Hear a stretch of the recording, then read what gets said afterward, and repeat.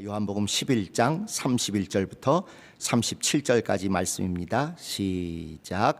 마리아와 함께 집에 있어 위로하던 유대인들은 그의 급히 일어나 나가는 것을 보고 곡하러 무덤에 가는 줄로 생각하고 따라가더니 마리아가 예수 계신 곳에 와서 보이고 그 발 앞에 엎드려 가로되 주께서 여기 계셨다면 내 오라비가 죽지 아니하였겠나이다 하더라.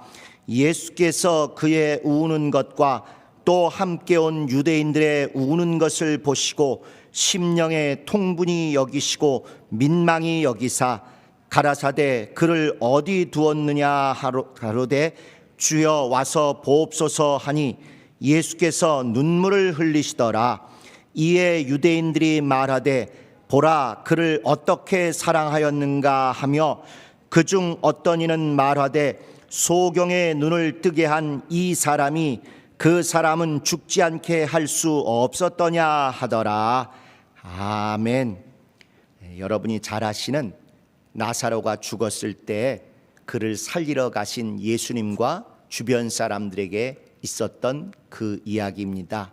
오늘은 이 말씀을 가지고 예수님의 눈물 우리의 눈물이라는 제목으로 같이 말씀을 좀 우리 속에 넣었으면 합니다.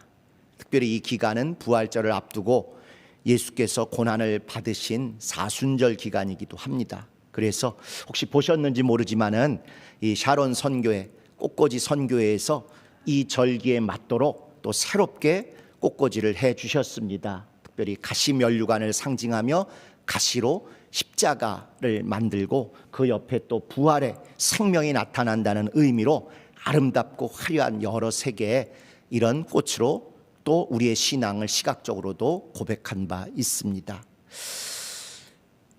여기 특별히 35절 보시면 예수께서 눈물을 흘리시더라 이런 구절이 있습니다. 우리말로는 이게 보니까 12글자예요. 그런데 이게 원어나 영어로는 신약 성경 또는 신구약 성경에서 가장 짧은 그런 절입니다. 신구약 성경 전체에서 약 3만 1000절, 신약 성경에 8000절 정도 있는 중에 가장 짧은 절이 바로 요 구절입니다. 우리는 길게 표현했습니다만은 영어 같은 건 딱 두 단어예요. Jesus wept. 예수님이 우셨다. 우리말로 요거보다 그래서 좀 더 짧아 보이는 구절도 있어요. 마가복음 6장에 가서 보시면 이런 구절이 있습니다. 6장 40절에 다 배불리 먹고, 이건 글자가 우리 글자로는 더 짧아요. 근데 이제 영어나 원어로는 한 6단어, 7단어 됩니다.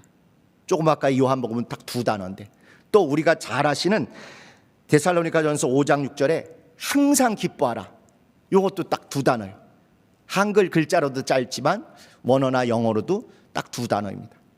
어쨌건 아주 무척 짧은 그런 단어고 독특한 단어입니다. 예수께서 눈물을 흘리시더라 또는 예수께서 우셨다.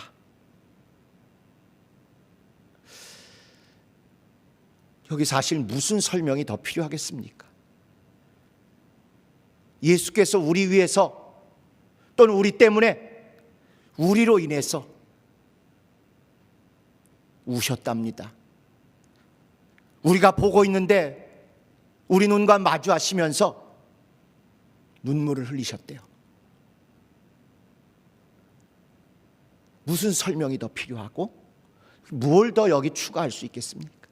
그가 한 말씀으로 우리가 정말 심령의 모든 것들이 녹아지고 삶의 모든 결박들이 풀어지고 우리 앞에 모든 먹장 구름들이 확 열리는 그런 일이 있어야 마땅하지 않을까요? 다만 특별히 우리가 잘 아는 이 구절에, 이 사건, 이 구절에 오해를 풀었으면 하는 주님의 표현이 있습니다. 보시면은 예수님이 좀 늦게 왔다고 마리아가 하는 얘기가, 주님이 여기 순간에 계셨으면, 운명하기 직전에라도 계셨으면 내 오라비가 안 죽었을 텐데요 하고 아쉬움 겸 약간의 원망 겸 이런 이야기를 합니다.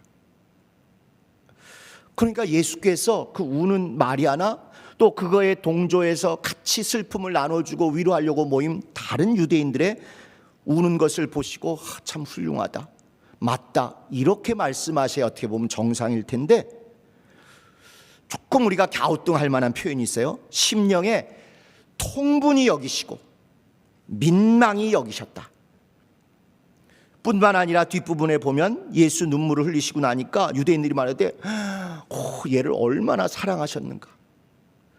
그 속마음에는 얘를 특별히 더 사랑하시는구나, 정말 여기 있어서 살리시지 못하는 것에도 미안해하시고 조금 더 애석해 하시는 거 아닌가, 그런 생각을 갖는 사람도 있고, 또 어떤 이는 소경의 눈도 뜨게 하시는데 이 사람을 죽지 않게 할 수 있었을 텐데 왜 늦어가지고 이게 안 됐을까, 아쉽다, 뭐 이런 나름대로 자기 생각들을 하고 있어요. 우리 생각에는 소경 눈 뜨는 거하고 죽은 자 살리는 거하고 어느 게 더 어렵냐 그러면 당연히 죽은 자 살리는 게 어렵다 이렇게 생각하실 수 있어요. 어쨌건 소경 눈 뜨는 건 살아있는 사람의 약간 변화지만 죽은 자가 살아나는 건 완전히 숨 떠난 사람이 부활해야 되는 거 아닌가.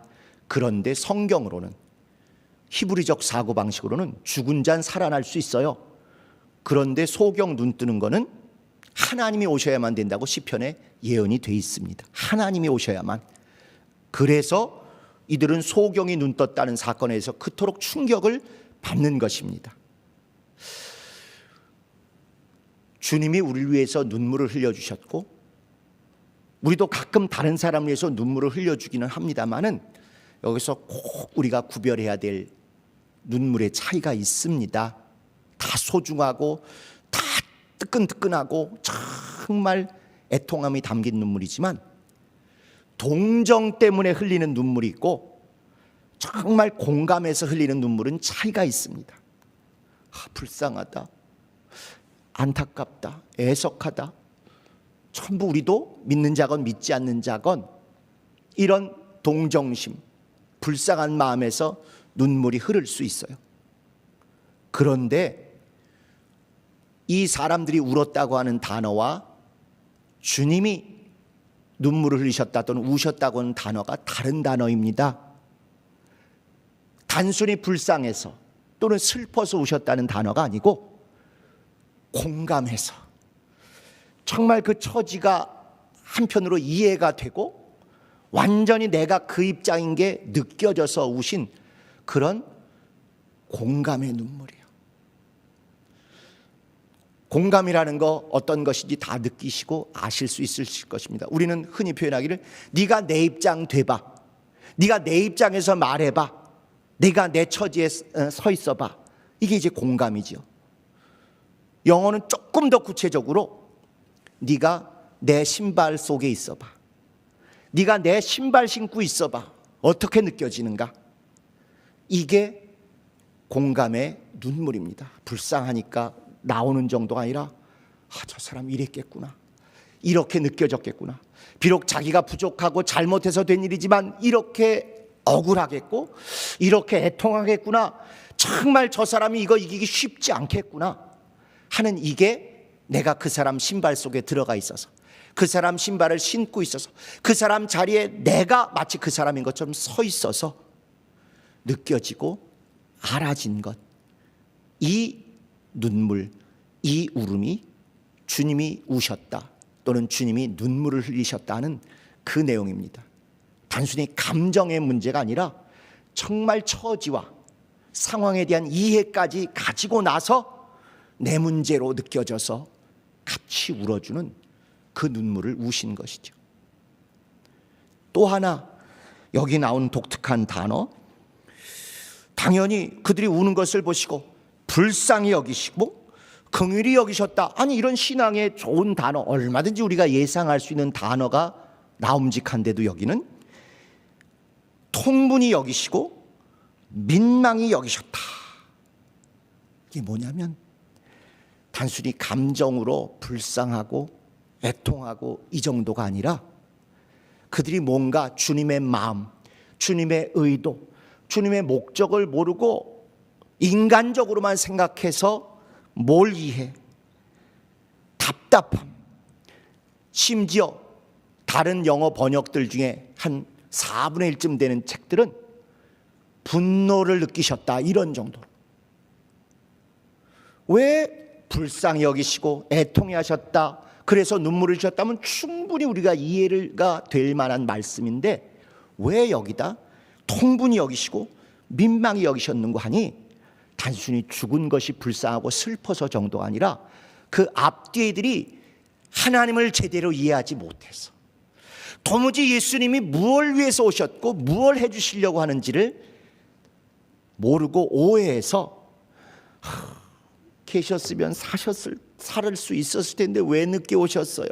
그래도 내가 원망은 안 할게요 라든지, 아이 저분이 이 사람만 유난히 더 사랑하나 보다, 저분 마음씨 좋은 분인가 보다, 이렇게 또 오해하고, 또 야 소경도 눈을 뜨게 하신 분이 그보다 쉬워 보이는 죽은 자 살리는 거 충분히 하실 텐데 뭐 각각 엉뚱한 얘기들을 하지, 정작 주님이 왜 늦게 오셨는지, 왜 이때 오셨는지, 왜 눈물을 흘리시는지, 이런 것에 대한 근본적인 것은 아직 말씀도 성령도 온전히 이 안에 넣지 않았기 때문에 잘 모르는 것, 그것에 대해서 답답해하시고 속상해하시고 분노를 느끼기까지 하셨기 때문에 통분히 여기시고 민망히 여기사.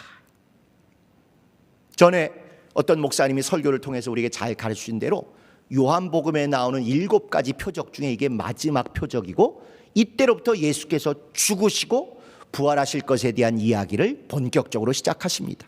그러니까 단순히 그 집의 외아들인 나사로 살리는 게 목적이 아니라 그게 표적이요 비유가 돼서 이제 하나님의 외아들이신 예수 그리스도가 죽으실 것에 대한 이야기를, 또 그 사역을 시작하시려고 일부러 죽는 걸 기다리셨다가 죽은 자가 살아나는 걸 보여주시고, 이게 예표인 것처럼 그분이 직접 죽으시고 부활하신 그것을 알아주기를 원하셨건만, 그냥 인간적으로 죽지 않게 미리 와서 살리셨으면, 저 애를 유난히 더 사랑하시는구나, 얼마든지 하실 수 있을 텐데, 이런 수준의 생각으로 머물고 그냥 인간적으로 불쌍해서 눈물만 흘려주는 그 사람들을 통분히 여기시고 민망히 여기신 거죠. 나사로야 나와라.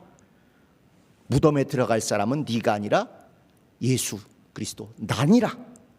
너 나오고 내가 이제 무덤에 들어갔다가 살아나와 온 인류에게 영원한 생명을 주겠다. 이제 그 이야기를 본격적으로 시작하시는 거죠. 그걸 이해하지 못하고 동정심으로 불쌍하고 애통한 마음으로만 눈물을 흘리니, 예수께서 공감도 하시면서 눈물도 흘리시지만 동시에 답답하고 안타깝고 속상하고 분까지 느끼셔서 통분히 여기시고 민망히 여기셨다, 이런 말씀을 우리에게 주십니다. 저는 개인적으로 참 눈물이 적어서 제 스스로가 봐도 밉고, 이게 내가 목사로서 적임자인가 싶은 생각들이 많습니다. 진짜 예수 믿기 전에는 별로 울어본 일이 없었던 것 같아요. 고통과 어려움과 서름을 통해서 자란 기억도 없고, 감정에 막 휩쓸려서 욱하거나 막 뭉클하거나 이런 것도 별로 없었던 것 같아요. 진짜 그리스도인 또는 목회자로서는 결격인 것이죠. 그러다가 겨우 예수 믿고 기억에 남는 몇 번의 눈물들을 흘렸던 기억이 있습니다.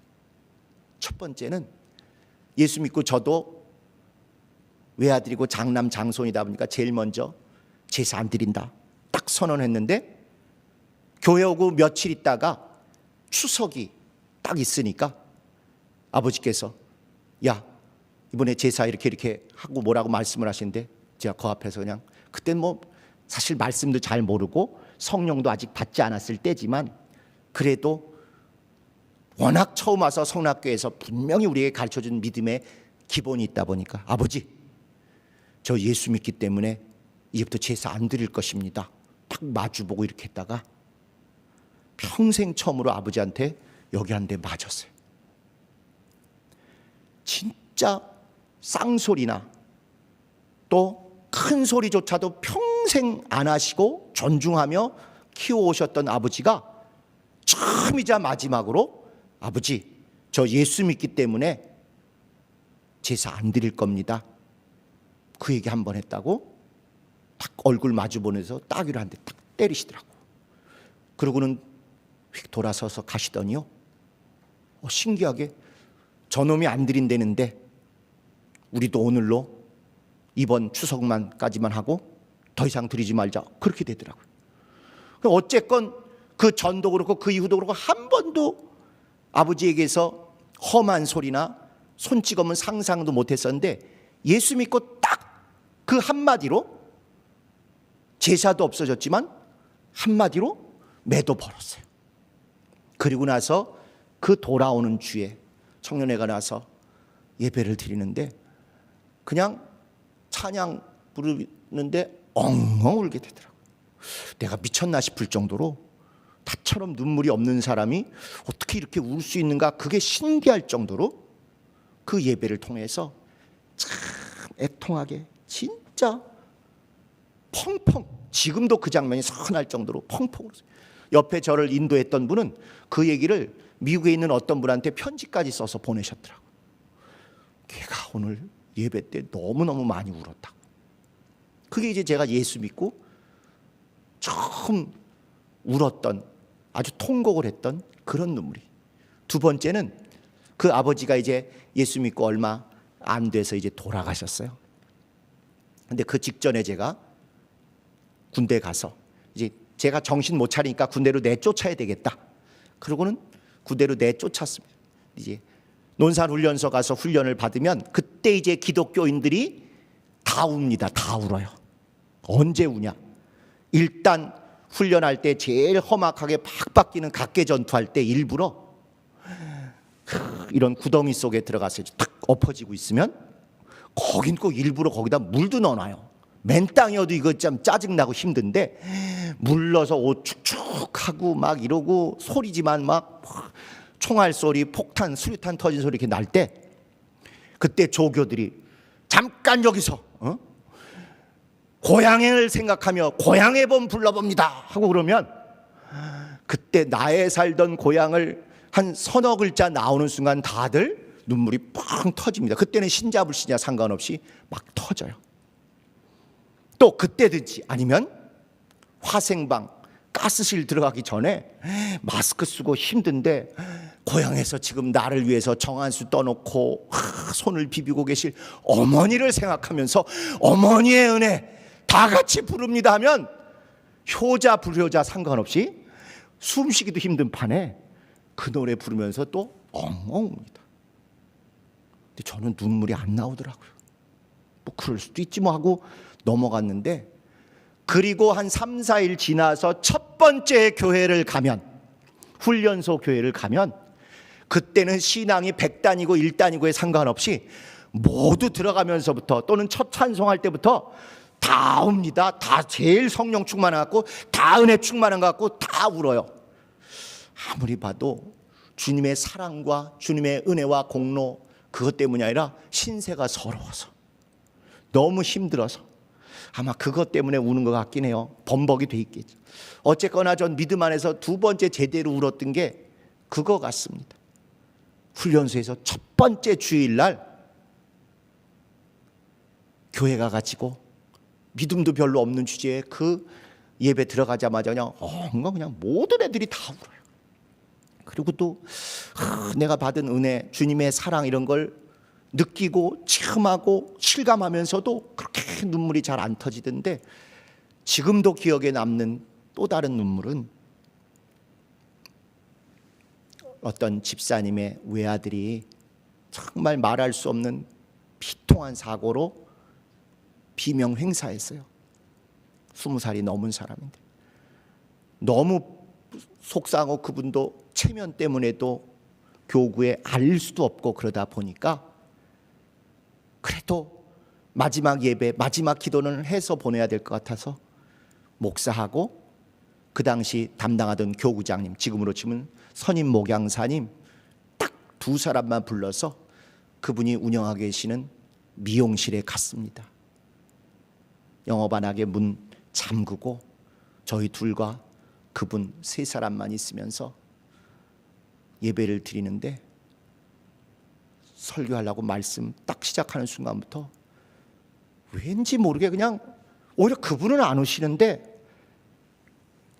외아들이 죽어서 이렇게 예배를 드리시는 그분 이렇게 보면서 그냥 눈물이 펑펑 쏟아지고 뭔 말을 못할 정도로, 원인을 모르겠어요.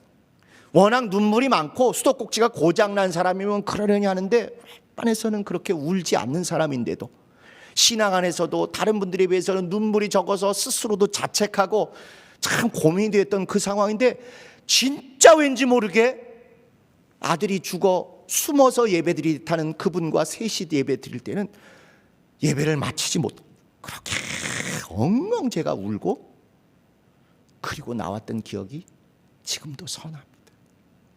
그분은 지금 비계역에서 가장 저를 욕하고 매주 저주하고 이러는 분이긴 한데, 그렇다면 원망을 떠나서 궁금해요. 사람이 제가 왜 그랬을까?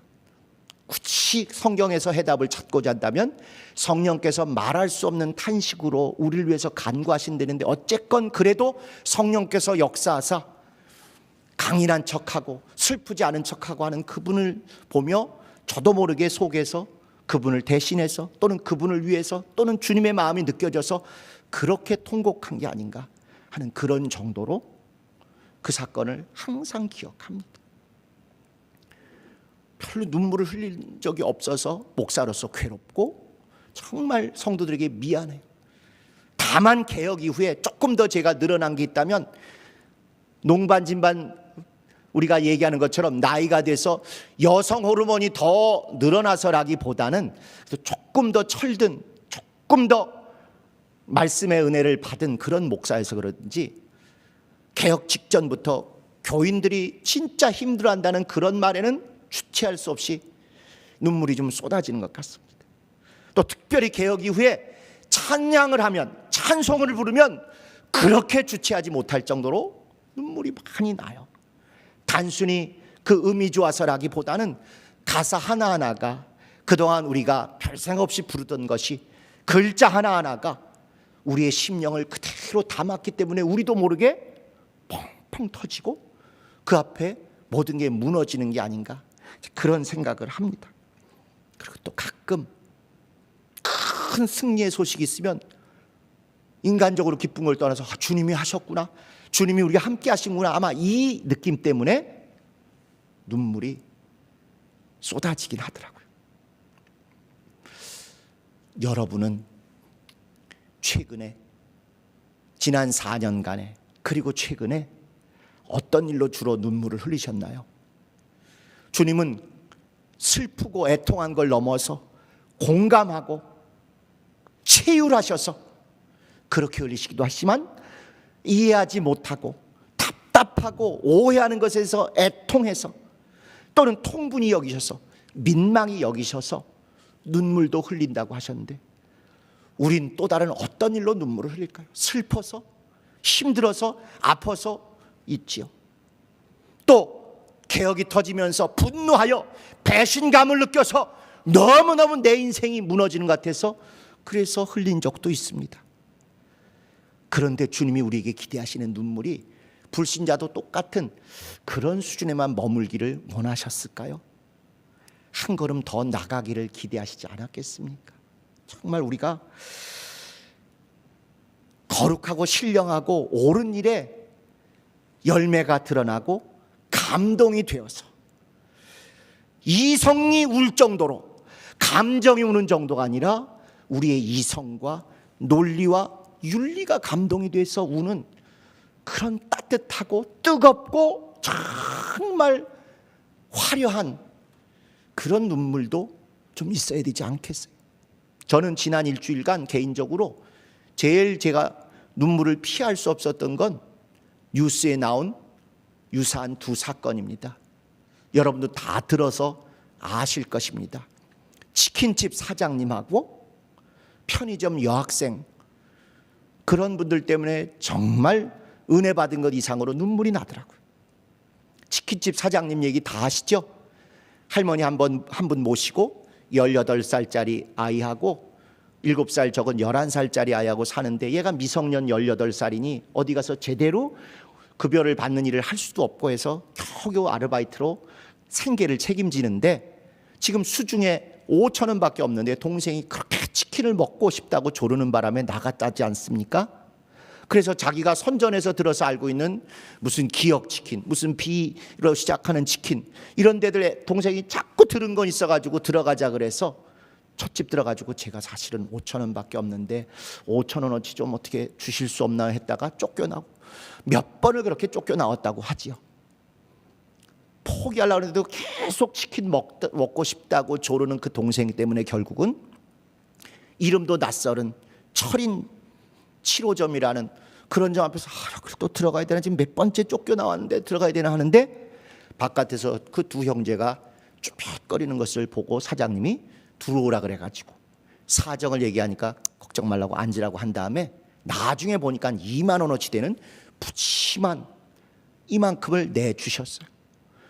동생은 신나서 먹지만 형은 이거 5천 원 넘을 것 같은데, 그게 두렵게 다가오고, 이거 5천 원 내고 어떻게 도망갈까, 심지어 너무너무 정직한 마음 아닙니까? 어떻게 아저씨한테 잡혀서 혼나지 않고 도망갈 수 있을까, 그거 고민하고 있었는데, 다 동생 먹고 난 다음에 그 주인 아저씨께서 그냥 가라고 하고 돌려보냈을 뿐만 아니라,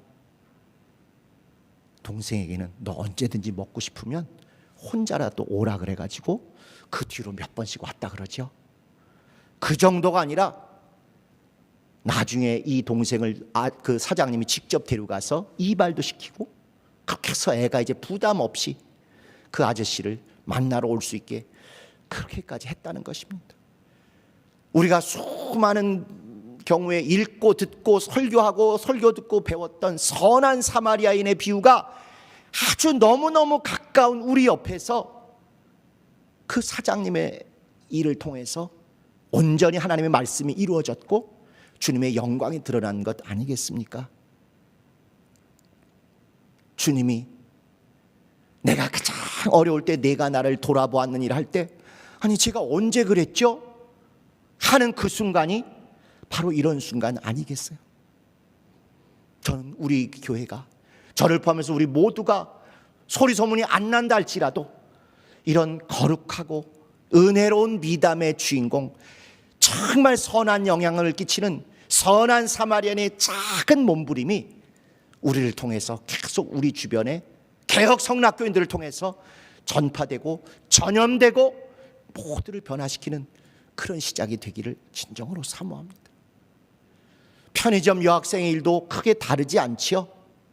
역시 또 아버지를 일찍 여의고 엄마 혼자서 아들 둘을 그렇게 열심히 살고 키우려고 해봐도 도무지 안 돼서 살던 곳에서 가난 때문에 왕따 당하고 이러니까 그 동네를 피해서 하남인가 어디로 이사를 왔답니다. 온 지 2달도 채 안 됐다는 것 같았는데, 그런데 이 작은 아들은 아무래도 철이 덜 들어서 그런지 또 편의점에서 그나마 또 국가에서 돕는다고 아마도 급식 카드를 배급받은 게 있겠죠. 보급받은 게 있겠죠. 그걸 가지고 가서 컵밥하고 참치캔을 아이가 지가 먹고 싶은 대로 담아서 계산하려고 갔더니 그럴 때마다 한도 초과, 금액 초과가 나와서 덜고 덜어도 100번씩 해도 그대로 계속 한도 초과라 그러죠. 그럴 때 옆에서 지켜보던, 거기 표현으로는 여학생입니다마는 대학생이든 또는 직장이든 아마 젊은 여자분이었던 것 같아요.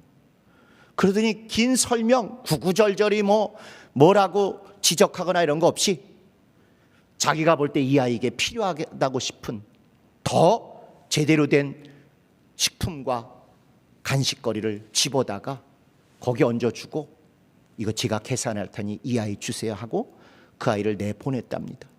그 정도가 아니라 선한 사마리아인이 내가 지금 당장은 급해서 요거를 지불하지만 돌아오는 길에 만약에 치료비나 병실비나 급식비가 더 들었으면 내가 다른 것까지 더 감당하겠습니다는 그 선한 사마리아인의 이야기 그대로 그 아이에게 너 토요일마다 1시에 이리로 와. 나랑 만나자. 그리고 그때는 꼭 먹고 싶은 거 써갖고 와. 누나가 사줄게. 걱정하지 말고.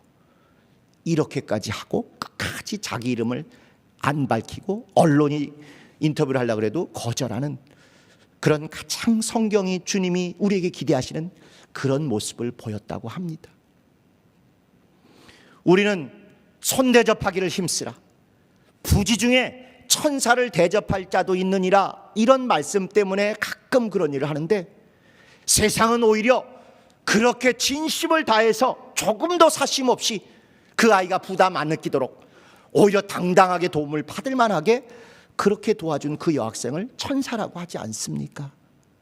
천사에 대해선 세계 최고로 잘한다고 하는 우리의 교만이 그 앞에서 무너지고 정말 단순히 천사를 대접하기 위해서 누구를 대접하는 정도가 아니라 사람들이 나를 천사라고 볼 만큼 그런 작지만 따뜻하고 뭉클한 그런 선행이 결국 우리 개혁 성락교를 통해서 적어도 우리 신길동, 대림동, 도림동, 구로동 이 일대만이라도 온전히 전파되기를 사모합니다.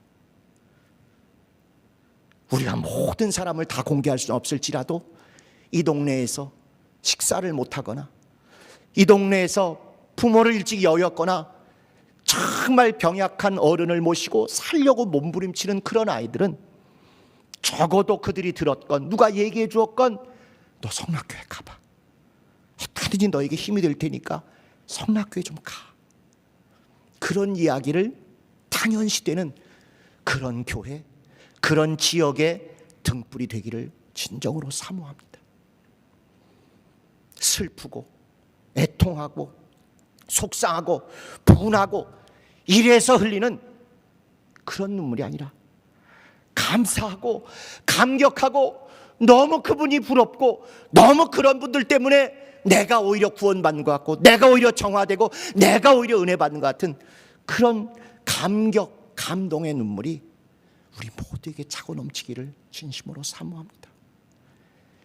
통분히 여기시고 민망히 여기신 주님의 눈물을 이어받아서 우리도 정말 우리 이웃을 진정으로 뿌듯하게 즐거이 감사히 잘 돕고 섬기고 하나 되게 함으로 말미암아 감격과 감동과 감사의 눈물이 넘치는 그런 온전한 새봄이 되게 되시기를 예수님의 이름으로 축복합니다.